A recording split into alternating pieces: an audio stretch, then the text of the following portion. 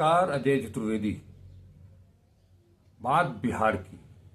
बिहार में भले ही अभी चुनाव होने में 6-8 महीने का समय है, लेकिन राजनीति के क्षेत्र में और चुनाव को लेकर ये 6-8 महीने के समय भी बहुत कम माने जाते हैं। ऐसे में अगर कोई पार्टी जो किसी राज्य में अपनी हुकूमत को लंबे समय तक चलाई हो और किन्हीं विशेष कारणों से, चाहे वो मंडल कमंडल हो या कांग्रेस की कुछ खामियां रही हो, उसके चलते उन्होंने अपना जनाधार खोया हो, इसका मतलब ये नहीं होता है कि वो हमेशा हमेशा के लिए उन्होंने अपनी जमीन खो दी है। आज मल्लिकार्जुन खड़गे और राहुल गांधी के नेतृत्व में कांग्रेस फिर से अपनी खोई हुई जमीन, अपना जनाधार वापस पाने की जद्दोजहद में है। इसी के तहत सबसे पहले अपने खोए हुए जनाधार, मैंने कहा तो अपना जो वोट बैंक है, ब्राह्मण, दलित और मुसलमान, इन तीनों को सहेजने का काम कांग्रेस ने शुरू कर दिया। आपको याद होगा कि जनवरी और फरवरी 2025 में जब राहुल गांधी वहां गए, चाहे वो संविधान सुरक्षा सम्मेलन हो या अति पिछड़ों, अति दलितों से मिलने के लिए जब वहां वो पहुंचते हैं, वो दशरथ मांझी को भी याद करते हैं और उनके बेटे को अपने कांग्रेस पार्टी में शामिल करते हैं। वो जगलाल चौधरी के जयंती पर भी पहुंचते हैं। ये स्पष्ट संकेत है कि राहुल गांधी और आज की राहुल गांधी की कांग्रेस क्या चाह रही है। अभी तक के विधानसभा चुनावों को लेकर के कांग्रेस ने इतनी संजीदगी कहीं नहीं दिखाई या देखने को मिली नहीं, लेकिन बिहार को लेकर के राहुल गांधी और पूरी कांग्रेस कड़ी मेहनत कर रही है। छोटी छोटी चीजों पर ध्यान रखा जा रहा है। न केवल ब्राह्मणों को, अति दलितों को, अति पिछड़ों को और मुस्लिम समुदाय जो है वो उनको जोड़ना, इन्हें ही जोड़ करके लेकर के चलना, इन्हें ही अपना बना करके अपने जनाधार को वापस पाने की सोच हो, ऐसा नहीं है। कांग्रेस पार्टी ने कन्हैया कुमार को वहां भेजा यात्रा के लिए। इसके पीछे भी एक बड़ी सोच थी, और वो कि कन्हैया कुमार एक मुखर और प्रखर वक्ता भी हैं। छात्र जीवन से, छात्र राजनीति से जुड़े रहे, वो सीपीआई से जुड़े रहे और उसके बाद कांग्रेस में आए। बिहार के बेटे हैं, बिहार को अच्छी तरह से समझते हैं, बिहार को अच्छी तरह से समझते हैं। इसका मतलब वो बिहार के खान पान, बिहार के पहनावे, बिहार की संस्कृति, बिहार की धरोहर, इन सब चीज से अच्छी तरह से वाकिफ है। साथ ही कांग्रेस ने उन सारे समीकरणों को जोड़ लिया है जिसमें एक छोटी सी छोटी चीज, अब आप सोच सकते हैं कि चाहे कन्हैया कुमार की यात्रा में उनकी वेशभूषा, उनका दुपट्टा, उनका साफा, उनकी पगड़ी, उनका पहनावा, उनकी बोली, उनका खान पान, हर चीज पर नजर है। और इसका श्रेय और किसी को नहीं, राहुल गांधी को ही जाता है, क्योंकि उन्होंने ऐसे लोगों को अपने साथ जोड़ा जो एक अहम छोटी चीज को अपनाकर वहां के वासिंदों की भावनाओं को उभारना और उसका सम्मान करना, ये इस बात का द्योतक है। और अगर बात करें आप कि आज की कांग्रेस ने वो रणनीति भी अच्छी तरह से अख्तियार कर ली है जो कभी नरेंद्र मोदी इसके शहंशाह माने जाते थे। आपको याद होगा 2014 में जब मणिशंकर अय्यर ने एक चाय वाले के नाम पर कमेंट किया था, तो नरेंद्र मोदी ने उनके उस वाक्यांश को लेकर के एक माहौल बना दिया कि हां, मैं चाय वाले का बेटा हूं। तो उस तरह की रणनीति भी इस बार कांग्रेस से ही नहीं बल्कि महागठबंधन, जिसमें कि राजद भी है, और राजद के आज के बड़े नेता के रूप में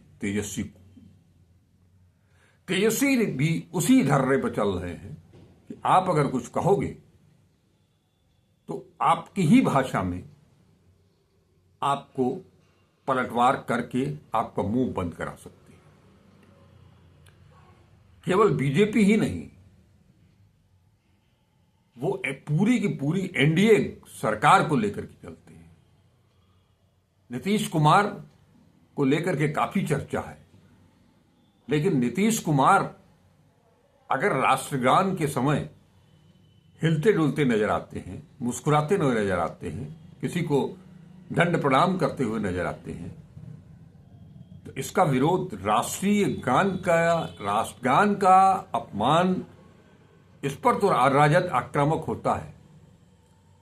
लेकिन तेजस्वी की मां और पूर्व मुख्यमंत्री राबड़ी देवी एक नया शगुफा छोड़ जाती है। नीतीश कुमार को वो विश्राम करने की सलाह दे जाती हैं और अपनी पार्टी, अपनी विरासत अपने बेटे को, निशांत कुमार को सौंपने की बात कर जाती हैं और यहां तक कहती हैं कि हम लोग मिलकर के इनको संभाल लेंगे। तो सवाल, और यहां आपने देखा होगा कि नीतीश कुमार के उस घटनाक्रम को जितना हवा बीजेपी ने दी, बीजेपी ने जिस तरह से नीतीश कुमार को उनका कद छोटा करने, उनके पर कतरने और उनको बीमार घोषित करने का जो षड्यंत्र रचा है, इससे विपक्ष भी पूरी तरह से अवगत है। और बिहार में राजनीति करना है तो नीतीश कुमार को वो सम्मान देते रहना है, क्योंकि यह राजनीति है। यह कब क्या होगा कुछ कहा नहीं जा सकता। कौन कब किसके पाले में अचानक से चलकर जाकर के एक धमाका कर देगा, इसका भी कोई कुछ नहीं, भविष्यवाणी नहीं की जा सकती है। लेकिन जैसा मैंने आपको बताया कि जगलाल चौधरी और दशरथ माझी से शुरुआत और उसके बाद राजेश कुमार राम को प्रदेश की कमान सौंपना, कन्हैया कुमार को यात्रा का नेतृत्व करने के लिए भेजना, ये सब एक सुनियोजित रणनीति है। अब जो एक झूठा प्रचार वास्तव में सालों से किया जा रहा है कि बिहार में है क्या, बिहार के जनमानस में यह बैठा दिया गया है कि आपके पास कुछ भी नहीं है। लेकिन कन्हैया कुमार अपनी यात्रा में वो सब कुछ बताने की कोशिश कर रहे हैं कि बिहार में आज भी बहुत सारी संभावनाएं हैं और उन संभावनाओं के मद्देनजर ही बीजेपी की ये कोशिश है कि जिस तरह से महाराष्ट्र में शिवसेना को तोड़ करके एकनाथ शिंदे को ले आए और उसे अपना मुख्यमंत्री बना दिया, और उसके चलते धारावी की जमीन, बेशकीमती जमीन, देश का वो कामगारों का एक अड्डा जो चीन को मात दे सकता है, उसे छीन करके अडानी को जिस तरह से दिया गया, आज बिहार में भी वही कोशिश की जा रही है। सारे इंफ्रास्ट्रक्चर खड़े करने के पीछे एक सोच ये भी है कि यहां की विरासत को, यहां की संपदा को, यहां की खनिज संपदा को, उसका दोहन करके अडानी को मुक्त कर दिया जाए कि वो कुछ भी कर सकते हैं। जमीन का अधिग्रहण, वो भी औने पौने दाम पर, सर्किल रेट तक का ध्यान न रखते हुए मुआवजे के नाम पर जो झुंझुना थमाया जा रहा है, जो लॉलीपॉप दिया जा रहा है, उसका विरोध करते हैं कन्हैया कुमार। जब वो ये कहते हैं कि आगे भविष्य में असली जंग पेट्रोल डीजल को लेकर के नहीं, पेट्रोलियम प्रोडक्ट्स को लेकर के नहीं, पानी को लेकर के होनी है, और पानीदार तो बिहार है। तो ये पानीदार बिहार को वास्तव में पानीदार बनाने की एक कोशिश है, एक जद्दोजहद है। इसमें अब जो चीजें सामने आ रही हैं, कन्हैया कुमार हो गए, राजेश कुमार राम हो गए, कृष्णा अल्लावरू को बाहर से ले आया गया, वो हो गए, और अब ये कहा जा रहा है कि कुछ कार्यकारी अध्यक्ष भी बनाए जाएंगे, जिसमें दलितों को के अलावा ब्राह्मणों को भी जगह मिलेगी और अन्य लोगों को भी साधने की पूरी तैयारी है। इस मामले में कांग्रेस के पूर्व अध्यक्ष बिहार के प्रेम मिश्रा का नाम लिया जा रहा है। इतना ही नहीं, पूर्व अध्यक्ष मदन मोहन झा, वो कन्हैया कुमार के साथ यात्रा में कदम ताल करते हुए दिखाई दे रहे हैं, और अब तो उनके बेटे माधव झा भी उस कन्हैया कुमार की इस यात्रा में के एक महत्वपूर्ण कड़ी हो गए हैं। आज बात अगर गठबंधन की है, तो आज बिहार का कोई भी नेता इतना तो संयमित और संतुलित हो गया है कि उसे क्या कहना है, क्या नहीं कहना है, एक एक शब्द को चबा चबा करके बोल रहा है कि कहीं कोई छोटी सी भी गलती ना हो जाए, गलती से भी गलती ना हो जाए। तो ये राहुल गांधी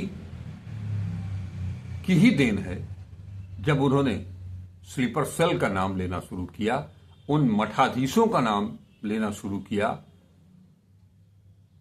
और गुजरात में तो उन्होंने सरेआम सार्वजनिक सभा में कार्यकर्ताओं के सामने ऐलान तक कर दिया कि 30-40 लोगों को निकाला जाना है तो निकाल करके बाहर कर दें, वो जाएं, मुक्त होकर के बीजेपी के लिए काम करें।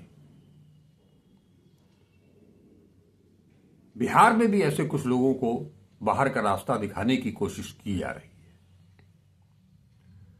इसकी रणनीति बन रही है, और जल्द ही उन मठाधीशों को,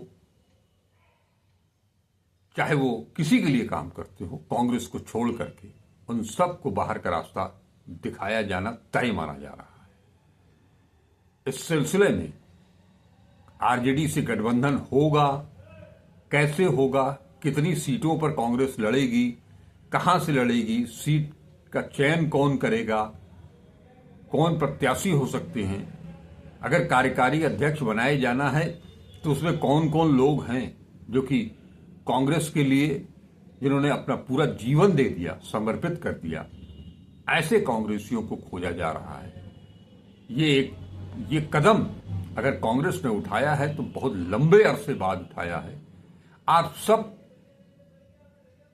श्रोताओं को, सब्सक्राइबर्स को ये याद होगा कि बहुत पहले मतलब 2-3 महीने पहले ही मैंने कांग्रेस सेवा दल की बात की थी और कांग्रेस को किस तरह से मजबूत किया जा सकता है, कांग्रेस की शिक्षा, कांग्रेस का पाठ, कांग्रेस की नीतियों, उनकी रीतियों, उनकी परंपराओं का सबक कैसे सिखाया जा सकता है, ये और कोई नहीं कांग्रेस सेवा दल कर सकता है। तो कांग्रेस सेवा दल भी वहां इस समय पहले की अपेक्षा काफी दुरुस्त दिखाई दे रही है। इस बीच बहुत सी बातें हैं, लेकिन एक सुनियोजित रणनीति के तहत काम चल रहा है। कोई ये भी नहीं कह सकता कि वो क्या करेंगे, कोई ये भी नहीं कह सकता कि क्या नहीं करेंगे और किस हद तक चले जाएंगे, ये भी कोई नहीं जानता केवल वही है जो राहुल गांधी जानते हैं या फिर उनके अत्यंत करीबी सिपहसालार। आज इस संबंध में एक लंबी मैराथन बैठक भी हुई। उस बैठक के बारे में आज हम कोई चर्चा नहीं कर रहे हैं अभी इस वीडियो में, लेकिन वहां से जो कुछ भी निकलेगा वो दुरुस्त निकलेगा। कांग्रेस लगातार बिहार में चप्पा छान रही है, सर्वे भी करा लिया है और अपने सभी पुराने कांग्रेसियों को फिर से सड़क पर ला दिया है। ये कम बात नहीं है। थोड़ी देर के लिए लालू यादव, तेजस्वी यादव की पेशानी पर बल आ सकता है कि वो कर क्या रहे हैं, लेकिन इतना सब कुछ अगर हो रहा है और आम कांग्रेसी बिहार का गठबंधन की भी बात कर रहा है, इन केन प्रकार मीडिया के बहुत कुरेदे जाने के बावजूद वो कुछ स्पष्ट नहीं बोल रहा है, लेकिन गठबंधन से इनकार भी नहीं कर रहा है। तो ये मान करके चलना चाहिए कि कांग्रेस अपनी ताकत, अपनी खोई हुई ताकत को वापस पाने की कोशिश में है, क्योंकि कांग्रेस ने 2025 को संगठन नवसृजन वर्ष घोषित किया है। कांग्रेस को ये बात भी अच्छी तरह से समझ में आ चुकी है कि जब तक बूथ लेवल पर, ब्लॉक लेवल पर, वार्ड स्तर पर कांग्रेस मजबूत नहीं होगी, तब तक लड़ना केवल नाम का ही रहेगा। अब तो एक और चर्चा आ रही है कि ब्लॉक और बूथ के बीच में एक मंडल कमेटी भी बनाई जाएगी, ताकि वो जो कुछ दूरी है,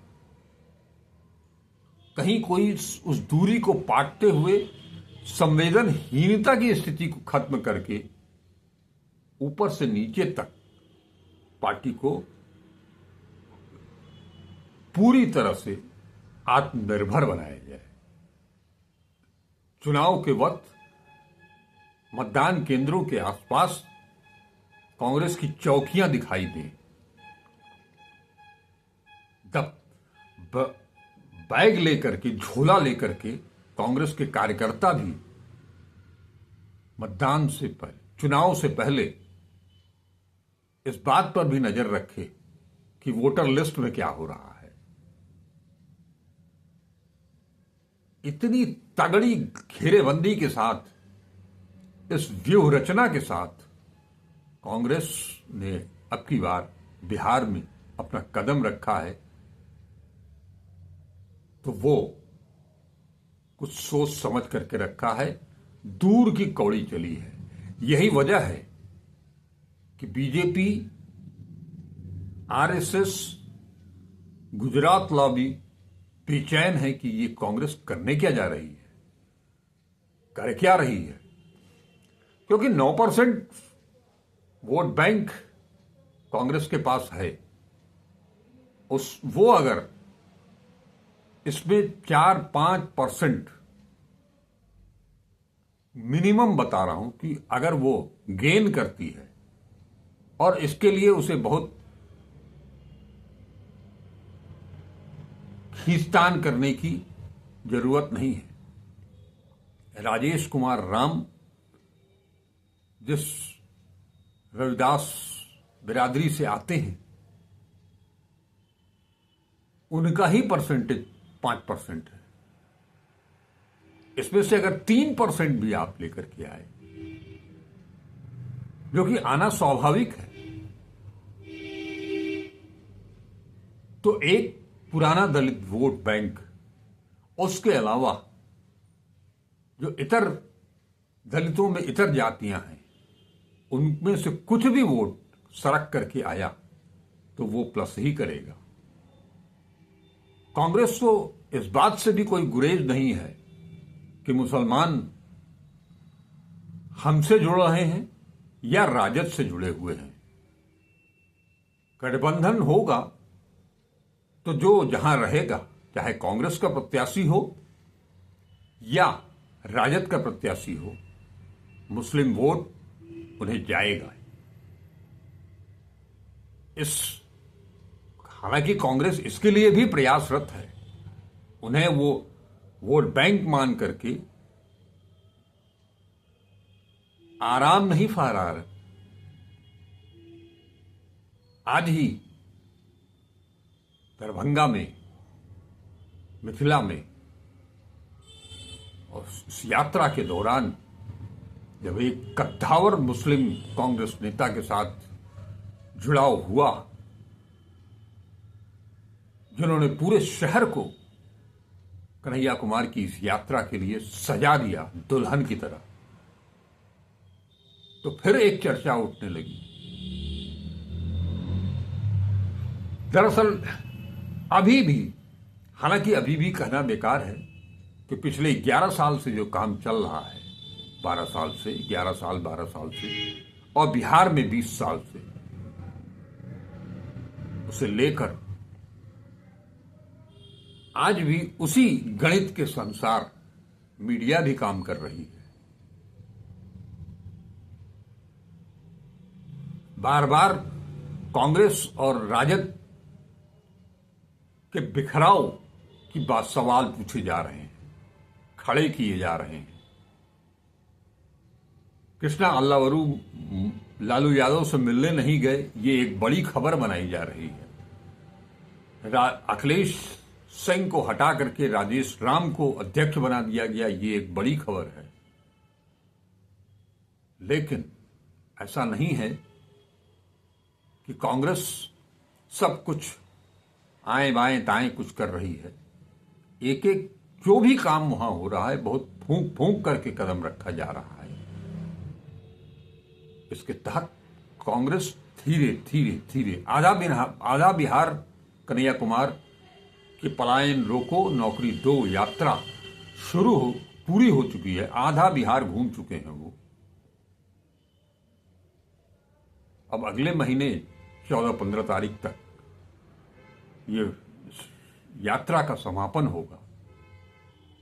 और ऐसा भी नहीं है कि केवल बिहार के नेताओं, चाहे नए हो या पुराने हो या कन्हैया कुमार के ऊपर ही छोड़ दिया गया हो, राष्ट्रीय स्तर के नेता भी यहां पहुंचने लगे हैं।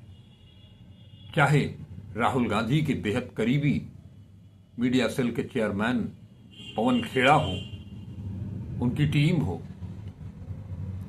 वो भी जा करके फीडबैक ले रहे हैं, उनके लोग फीडबैक ले रहे हैं। और ये फीडबैक राहुल गांधी, मल्लिकार्जुन खड़गे को दिया जा रहा है, प्रियंका गांधी को दिया जा रहा है। तो ये जो रस्साकसी है वो बहुत जबरदस्त है। और इस मामले में राहुल ने जो कदम उठाया है और जिससे परवान चढ़ाने निकले थे कन्हैया कुमार, अब तो ये भी कहा जाने लगा है कि 2-3 दिन के बाद, तीसरे दिन के बाद से कन्हैया कुमार की यात्रा में भीड़ कम होने लगी है। ऐसा कुछ नहीं है, अगर आप देखना चाहेंगे तो वो दिख जाएगी भीड़ भी। जब महिलाएं आती हैं, युवा आते हैं, आपने काम ही ऐसा किया है। बिहारी शब्द को एक गाली बना करके छोड़ दी है आपने। बिहार वासियों को उस गाली से मुक्ति दिलाने का काम कांग्रेस ने शुरू किया है। इसका असर